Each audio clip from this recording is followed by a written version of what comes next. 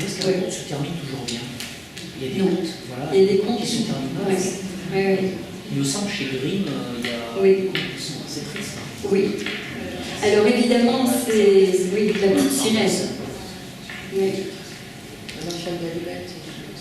Non pas vu par Walt Disney, mais par Grimm, effectivement, ça se termine. Voilà. La petite fille aux allumettes. C'est très triste aussi. Mais il y a toujours une leçon, que la fin soit triste ou que la fin soit une belle fin, il y a vraiment beaucoup de leçons dans ces contes-là. Hein. Alors j'en ai pas choisi un qui se finissait mal. J'ai choisi le conte des trois plumes. Donc c'est un conte, c'est un roi qui a trois fils et vient pour lui le moment de départager ses trois fils pour pouvoir dire à qui le royaume va aller, quoi. Pour les départager, en fait, il prend trois plumes, il les souffle. Et il y a une plume qui va à l'est, l'autre plume va aller à l'ouest, et il y a une plume qui tombe juste là. Il a trois fils. Les deux aînés sont plutôt intelligents, voilà, ils prennent leurs chevaux et puis hop, ils partent, l'un à l'est, l'un à l'ouest. Le dernier, c'est Simplet. Il est appelé comme ça parce qu'effectivement, il ne parle pas beaucoup, voilà. Et Simplet, lui, il voit cette plume qui est presque au pied, donc il est un peu triste au début quand même. Puis quand il s'approche, en fait, il voit une trappe. Donc il va. L'épreuve, bien sûr, il y a une épreuve, hein, c'est de trouver, la première épreuve, c'est de trouver le tapis le plus fin. Donc il voit cette trappe, donc il se dit, bon, voilà, il n'y a que ça, je m'ouvre et j'y vais. Et là, il rencontre une grenouille. C'est pareil, il y a une grenouille, et la grenouille lui demande, qu'est-ce que tu fais là? Je viens chercher le tapis le plus fin. Et la grenouille lui donne. Il revient, et puis pendant ce temps-là, ces deux aînés ne sont pas pris beaucoup de... Ils se sont dit, il n'y a pas beaucoup de risques avec notre petit frère, donc on prend les tapis qu'on trouve en premier lieu et on ramène. Bien sûr, le fin travail de la grenouille, ou de ses petites mains, ou de ses petites pattes, enfin je ne sais pas comment elle a fait, mais toujours est-il que c'est lui qui ramène le tapis le plus fin. Évidemment, les deux frères aînés ne sont pas d'accord que le royaume aille à Simplet. Et il négocie avec le père. Le père remet à une autre épreuve, qui va être de ramener un anneau. Et de la même façon, il souffle les trois plumes. Et de la même façon, la plume tombe juste là. Il va à la trappe, la grenouille, et il demande. De la même façon, les frères ne sont toujours pas tout contents. Ils négocient. Non, c'est pas possible, puisqu'il a encore trouvé l'anneau le plus beau. Simplet. Troisième épreuve, ça va être trouver la plus belle des femmes. Donc de la même façon, il va à la trappe, la grenouille qui lui dit, écoute, tu m'attrapes une grenouille, tu la mets dans une carotte creusée, et puis, donc Simplet, il fait. Et en fait, se retrouve une princesse avec un carrosse. Donc il rentre. Évidemment, ces deux frères ne se sont toujours pas donné la peine de chercher bien loin, donc ils ont trouvé des fermières, donc voilà, ils reviennent. Je ne veux pas dire que les fermières, c'est pas chouette, hein, c'est un archétype dans les contes. Et puis, donc c'est de nouveau Simplet, et puis là, quand même, quoi. Et ils négocient encore une dernière fois, ils disent, mais ils ont un lustre dans la salle où c'est un grand cercle en ferraille. Ils disent, il faut que les filles, chacune d'elles, passe à travers le lustre. Parce qu'ils ont l'impression que eux, avec leur fermière bien en chair, etc., elles vont y aller, tout ça. Elles y vont patatras, il y en a une qui se casse le bras, l'autre la jambe, et la dernière, toute agile, évidemment, réussit, et là, hop, silence, et le mariage, voilà, ça se termine comme ça. Alors, je vais vous parler de ce conte parce qu'il a l'air de rien, et en même temps, il recèle plein de petits trésors. Déjà, d'une part, ce qu'on peut voir au niveau des synchronicités, de ce que je vous ai dit tout à l'heure, la plume, elle tombe près d'une trappe. Simplet voilà, il lit l'environnement, quoi. Il se dit, voilà, la plume, la trappe, ok, je prends la trappe. Il y va. Ce qu'on pourrait dire aussi de ce fait que la plume soit tombée là, c'est la plume, elle est là, ici et maintenant. Et ça, c'est un message important. C'est ici et maintenant que les choses se passent. C'est ni loin à l'est, c'est ni loin à l'ouest, c'est ni dans le passé, c'est ni dans le futur. C'est ici et maintenant que les choses se passent. Qu'il y va. Donc ça, c'est un des premiers symboles, le symbole de la plume. Ensuite, qu'est-ce qu'on a? Donc on a que je mélange tout. Ensuite, on a effectivement le simplet. Une de ses qualités, c'est le cœur. Parce qu'en fait, ben voilà, il y a une grenouille qui se présente, ben il lui parle, il demande. Il ne cherche pas là, il est avec le cœur, il va avec ce qui est là. Il ne cherche pas autre chose que ce qui est présent là. Et il ne cherche pas, il n'a pas d'ambition. Lui, il fait ce que son père lui demande pour l'instant. Mais il n'a pas la jalousie, la rivalité que ses frères ont. Il fait avec ce qui est. Donc là, nous sommes dans l'acceptation, tout simplement, de ce qui est. Ensuite, en fait, une petite anecdote en passant, Jung, quand il est parti voyager, il est parti voir quelques peuples qu'on appelle les peuples premiers. Et il y avait un représentant du peuple premier qui lui avait dit « Mais vous, les Occidentaux, vous êtes fous. Vous pensez à partir de là, alors que tout est là. » Donc on est vraiment dans... C'est à partir du cœur que se trouvent les justes décisions. C'est quelque chose d'assez important. Parce que nous, effectivement, on est plutôt amoulinés par là, quoi. Et ça ne marche pas vraiment. Je ne sais pas si vous êtes rendu compte, ça ne marche pas vraiment.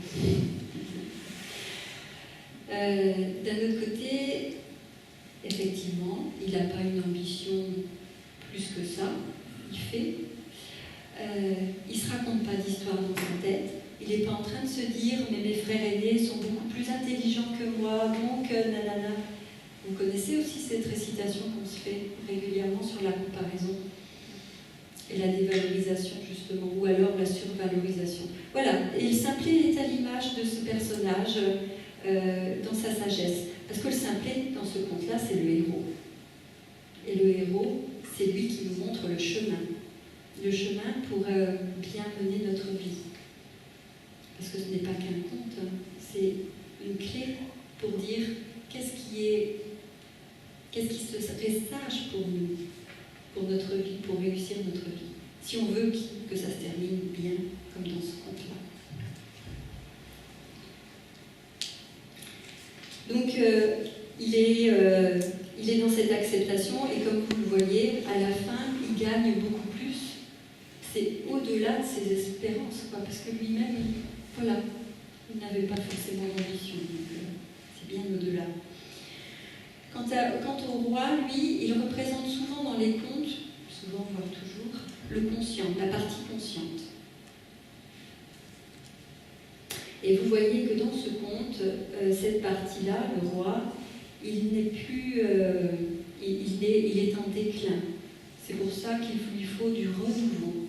Il faut qu'un de ses fils reprenne la relève. Alors, donc il est en déclin, et de plus, comme vous pouvez le voir dans le conte, à part à la fin, il n'y a pas de sujet, il n'y a pas de femme.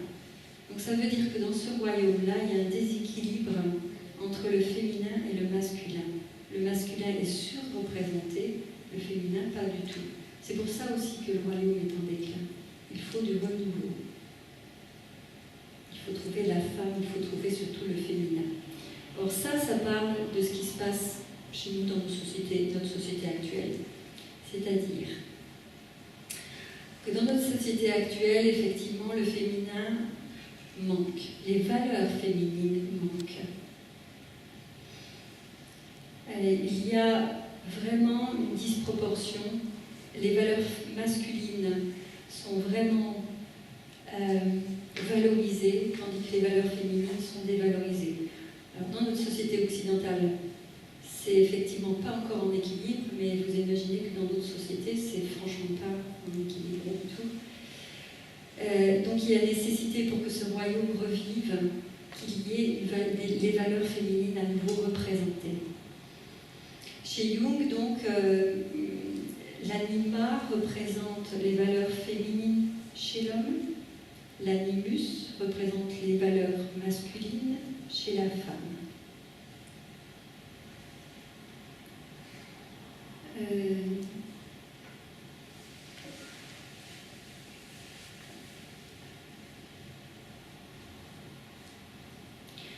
Donc les valeurs féminines vues par Jung, ce sont tout ce qui est la réceptivité, l'écoute, le lien avec l'inconscient, oui, la patience. Et les valeurs masculines, ça va être effectivement l'intellect, réaliser les choses, mettre en œuvre. On pourrait dire plus encore, hein, mais c'est l'essentiel. Et là, dans ce bout de compte, en fait, on voit qu'il y a le roi et les deux frères aînés qui représentent vraiment ce qui est du raisonnable, ce qui est de l'intellect. On pourrait dire qu'il n'y a que le simplet qui, pour l'instant, représente l'attitude du cœur. Donc, quelque part, le simplet a déjà quelque chose de féminin en lui.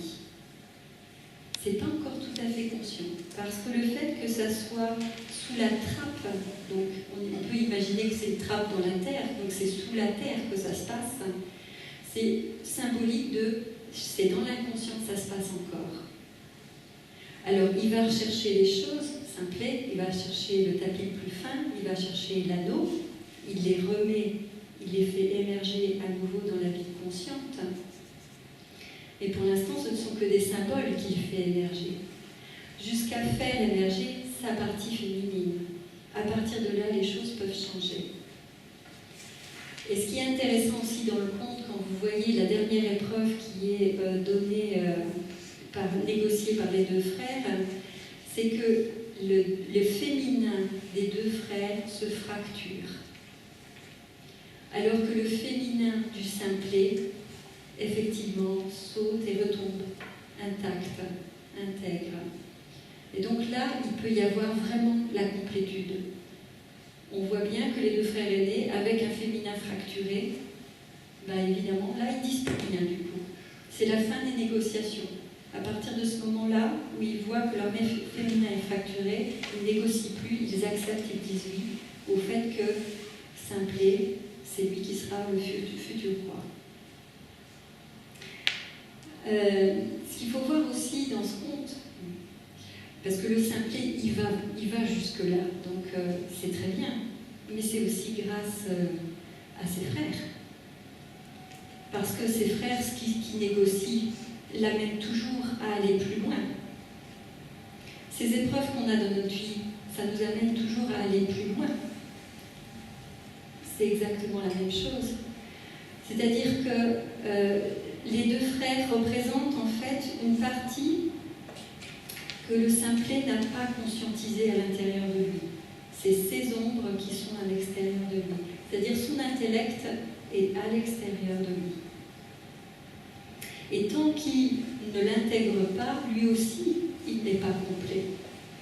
Et heureusement que ses frères sont là pour, quelque part, pour dire mais non, père, tu ne vas pas lui donner le royaume parce qu'il a amené le tapis le plus fin. Parce que si on se serait arrêté à ça, s'il n'y avait pas eu de négociation, en fin de compte, il n'y aurait pas eu ce mariage, ce féminin trouvé à la fin. Donc, si vous voulez, toutes les épreuves qui sont présentées dans les contes, c'est pour nous montrer que ça nous pousse à aller plus loin. Et dans notre vie, c'est exactement la même chose. Ça nous pousse à aller plus loin. Ça veut dire quoi, nous pousser à aller plus loin? Ça veut dire simplement que nous avons des talents qui ne sont pas encore mis à jour. Et ça, la vie le sait. Et donc la vie, elle n'a qu'une envie, c'est qu'on utilise tout notre potentiel, qu'on le découvre et qu'on l'utilise. Jung disait que, en fait, derrière la névrose, derrière la maladie, se cachait souvent un non-sens. Les gens perdaient le sens de la vie. Parce qu'en fait, ils cachaient à leurs propres yeux, mais souvent aux yeux du monde, ils cachaient leurs propres dons, leurs propres talents, ou ils refoulaient leurs propres rêves. Et ça, si on fait ça pendant des années, bien entendu que ça nous amène à quelque chose de l'ordre de la maladie ou de la névrose. Parce qu'on n'est pas entier, on n'ose pas être qui on est. Tant que je vis à côté de moi, je ne suis pas dans moi, donc je ne peux pas être entier. Et le risque est grand qu'il nous arrive quelque chose. Pas pour nous embêter, mais juste pour dire allez, va plus loin, tu peux faire mieux. Je te connais, c'est comme si la vie nous envoyait des messages tout le temps et elle dialoguait avec nous et elle nous disait tu peux, moi je sais que tu peux. Et là on rejoint un peu, mais c'est voilà, on rejoint un peu la Bible qui va dire qu'on a toujours les épreuves qu'on est capable de surmonter. Les contes nous disent un peu ça, pour ne pas dire tout à fait ça.